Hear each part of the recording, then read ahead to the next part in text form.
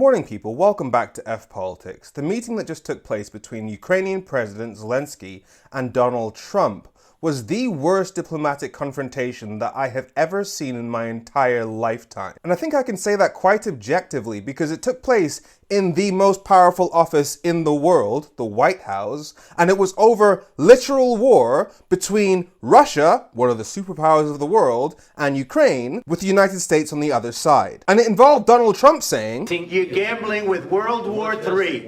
You're gambling with World War III." But let's get into it. Donald Trump starts by defending the fact that he's been supporting Vladimir Putin. I want to see if we can get this thing done. You want me to be tough? I could be tougher than any human being you've ever seen. I'd be so tough. But you're never going to get a deal that way. So. And Vice President J.D. Vance comes in to back him up. For 4 years in the United States of America, we had a president who stood up at press conferences and talked tough about Vladimir Putin, and then Putin invaded Ukraine and destroyed a significant chunk of the country.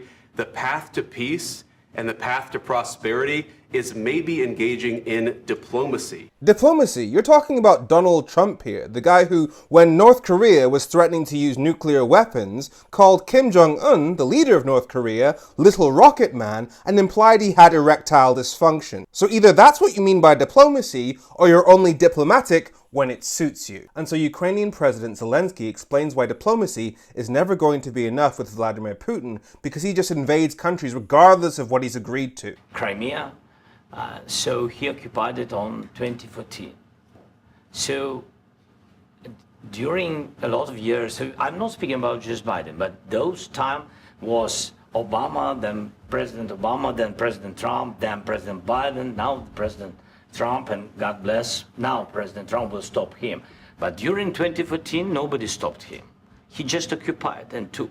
And we signed with him, me, like a new president.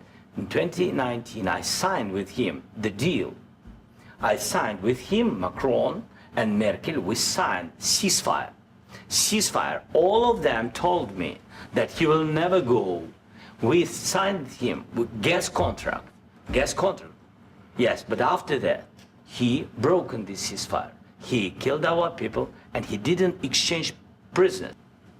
What kind of diplomacy, JD, you are speaking about? What do you mean? And this is where things go off the rails.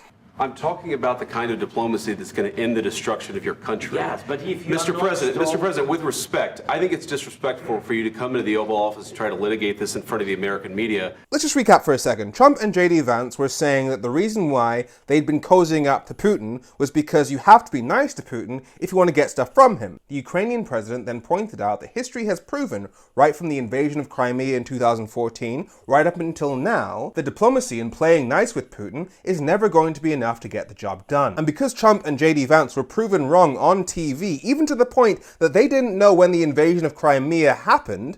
He killed people. You know what the contact 2015. 2014. 2014 and 2014. 2014. Yeah. J.D. Vance then says it's the Ukrainian president that's being disrespectful by trying to argue this on national TV. And so he tries to make the Ukrainian president look bad instead. Right now, you guys are going around and forcing conscripts to the front lines because you have manpower problems. You should be thanking the president for trying to bring an end to this conflict. Have you ever been to Ukraine that you say what problems we have? I have been to. Count once. I've actually watched and seen the stories. And it's important to remember what you're actually watching, because on one side you've got Ukrainian President Zelensky, whose country has been at war for 3 years. He's been in cities that have been bombed the fuck out of. And on the other side you've got J.D. Vance, the dude in a suit, telling the wartime president that things aren't going so well for him. And when Zelensky says, "Hey, have you even been to Ukraine?" J.D. responds by saying, "I've seen the stories on TV." Really? Motherfucker? do you disagree that you've had problems bringing people into your military? And do you think that it's respectful to come to the Oval Office of the United States of America and attack the administration that is trying to prevent the destruction of your country? A lot of questions. Let's start from the beginning. Sure. First of all, during the war, everybody has problems. Even you, but you have nice ocean and don't feel now, but you will feel it in the future. What Zelensky's talking about there is that if Putin takes Ukraine, then what's to stop him taking another Western country? And if he attacks a NATO country, then under the rules of NATO, America would have to get involved. But Trump really doesn't like hearing that. God bless. You don't know that. God bless. You don't God know that. bless. You will not have a war. Don't tell us what we're going to feel. We're trying to solve a problem. Don't tell us what we're going to feel. I'm not telling you. Because I'm you're in no answering on this position to question. dictate that. That's exactly what Remember you're this. doing. I'm not You're in dictating. no position to dictate what we're going to feel. You We're will- going to feel very you will good. feel influence. We're going to feel I'm- very I'm good and telling very you, strong. You will feel influence. You're right now not in a very good position. You've allowed From the yourself very- to be in a from very the very bad position, beginning and of he the happens war. to be right about From the it. very beginning of the war. You're not Mr. in a good Brown, position. I You was don't have the saying- cards right now. With us, you start having not cards. playing cards. Right now, you don't. I'm very You're playing serious, cards. Mr. President. You're I'm playing very cards. serious. You're I'm gambling the with the president lives in of war. millions of people. You think- You're gambling with World War What do you- III. what do you think You're about- gambling with what do you World think War about? III. And Yeah. what you're doing is very disrespectful to the country, this country. I'm That's with back all to respect to you. your Far country. more than a lot of people said very they respect. should have. As the Trump administration rolls on, I want you to think of all the politicians and journalists, whether it's Nigel Farage or Piers Morgan, who have ever supported Donald Trump. And just know, they stood behind this man. While they called all of us hysterical for being snowflakes, complaining about Donald Trump, Trump derangement syndrome, they supported this man.